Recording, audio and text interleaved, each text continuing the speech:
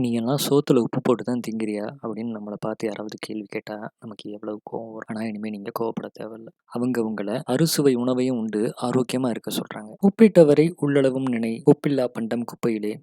இது போன்ற பழமொழியெல்லாம் ஏன் சொன்னாங்க? அதுக்கான உண்மையான காரணம் என்னன்னு தெரியணுமா? இங்க உப்பு அப்படிங்கிறது சமையலுக்கு பயன்படுத்துற கடல் உப்பையோ, சிந்துப்போ நினைச்சிடாதீங்க. நம்ம தமிழ் மொழியில உப்பு அப்படிங்கிறதுக்கு சுவை அப்படிங்கிறது தான் அர்த்தமே. நம்மளோட அறுசுவை பெயர்கள சொல்லி பாருங்க. இனிப்பு, புளிப்பு, உவர்ப்பு, கார்ப்பு, கசப்பு, துவர்ப்பு. இங்க எல்லா சொற்கள்லயுமே உப்பு அப்படிங்கிற முடிவுச் சொல் வந்து சுவை அப்படிங்கிற பொருள்ல மட்டும்தான் சொல்லியிருக்கிறாங்க. உப்ப பற்றி இன்னொரு விஷயம் தெரிஞ்சுக்கலாமா?